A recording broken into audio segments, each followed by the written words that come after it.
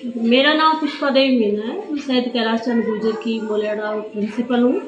मैं सबसे ज़्यादा फोकस बच्चों की जो स्वास्थ्य संबंधी प्रक्रिया है उसके संबंध में कहना चाहूँगी कि जो हमारी बच्चियाँ हैं जो ग्रामीण परिवेश से आती हैं वो बहुत कुछ इस तरह झेलती हैं जो उनकी मानसिकता के संबंध में, जैसे ही वो 12 साल की होती है 13 तो उसमें जो हार्मोन्स चेंज होते हैं तो उसके संबंध में मैं कहना चाहूँगी कि माताओं को शिक्षित किया जाए। जो माताएं समझती है ग्रामीण परिवेश में होने के कारण माताएं उनसे तालमेल नहीं मिला पाती, तो बच्चियां खुलकर अपने संबंध में जो समस्याएं होती है उसके बारे में नहीं कह पाती।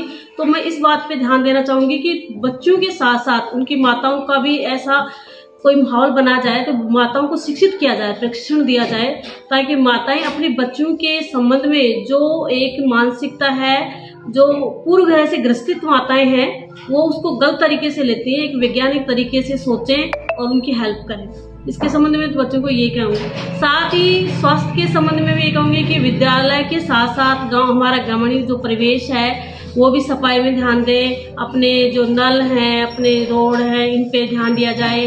पानी के संबंध में भी ध्यान दिया जाए। पानी कई बार अनर्गल बहता रहता है तो उस पर भी ध्यान दिया जाए।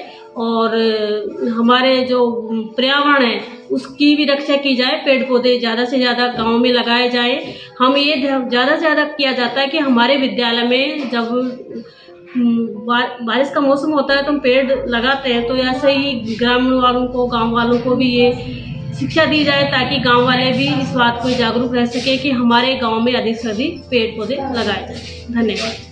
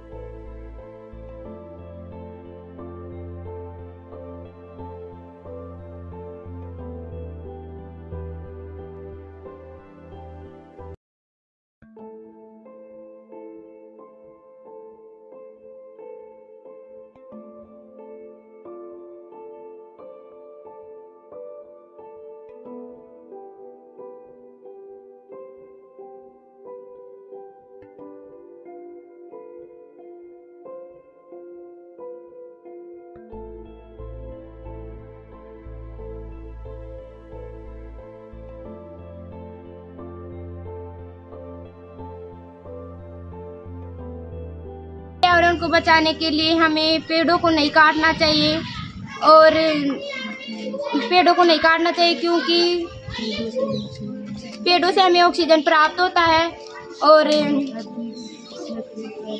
लकड़ियाँ प्राप्त होती है और भी बहुत सारी चीज़ें प्राप्त हो सकती हैं, फर्नीचर भी बन सकते हैं। और हमें पर्यावरण को सुरक्षित रखने के लिए नदी नालों में कचरा नहीं डालना चाहिए और आदि। और हमें आसपास साफ सफाई रखना चाहिए और कूड़ा करकट को कचरे पात्र में डालना चाहिए।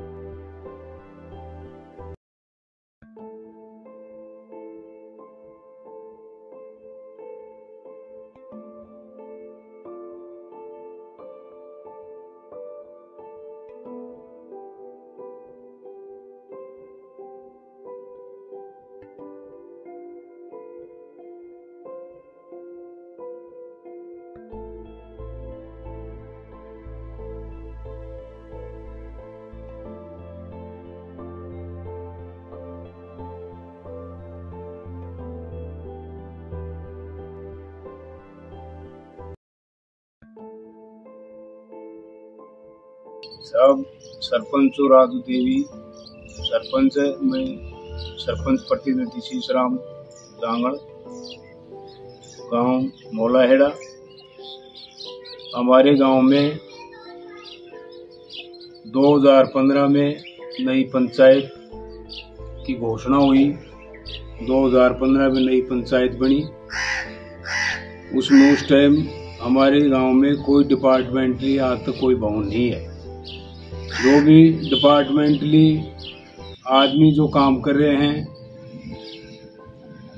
एनएम हो, आंगनबाड़ी हो, उप स्वास्थ्य केंद्र, पशु चिकित्सालय से हो, चाहे खुद सरपंच हो, जो सारे बैठते हैं बाल कन्या पाठशाला में। और रही पानी की बात, तो यहाँ भवनों की वजह से परेशान है हम। तो सबसे ज्यादा हमारे को चाहिए हर डिपार्टमेंटली भवन। हर डिपार्टमेंटली भवनों के लिए जमीन आवंटन करवा दी गई है। इस कैंप के अंदर सरकार ने जो कैंप लगाया था ना, उसमें। और जल जीवन मिशन की हमारी टंकी पूरी हो चुकी है। इसमें 1500 मीटर तो लाइन कमी रह रही है। बाकी तकरीबन इसका काम 2 महीने से हमारे यहाँ चल रहा है, 2-3 महीने से। गांव जहाँ बस रहा है ये, इसमें थोड़ा पानी खा रहा है, तो उसकी वजह से टंकी बाहर लगाई है। बाहर साबी नदी से 7 बोरिंग करके पानी लाया जा रहा है। जल जीवन मिशन की इस पानी की वजह से सारे गांव के रोड हैं वो खंडित हो गए। उनको बनाने के लिए अभी सरकार बजट डाल रही है। अब उसमें पूरे तो हो नहीं रहे हो। ये गांव रह गया, इसमें 2011 की जनगणना के हिसाब से बजट मिलता है, तो 3,40,000 रुपए की एक किस्त आती है, जो साफ सफाई में चली जाती है। ये तो परेशानी है। और आप देख लो, इसमें पानी का तो चल रहा है अभी जल जीवन मिशन का काम। ये तो पानी की पूर्ति तो हो रही है। और वैसे काम तो अब जैसे गंदगी के है, तो एक माइन तो रोड बनेंगे, नालियां चाहिए, पेड़ पौधे। जैसे हमारे पास यहाँ 15 बीघा जमीन है खेल स्टेडियम की। तो क्या है कि अब खेल स्टेडियम के लिए मंत्री महोदय ने वो तो दे दिया हमारे को, तो उसमें काम चलेगा, तो पेड़ पौधे लगवा देंगे। उसमें हमारे पास जमीन भी है, बंजर जमीन भी है खेल मैदान को छोड़ के 15 बीघा के आसपास, तो उसमें लगवा देंगे पेड़ पौधे। तो पेड़ पौधे हैं भी वहाँ। पर्यावरण तो यहाँ शुद्ध है, ठीक है।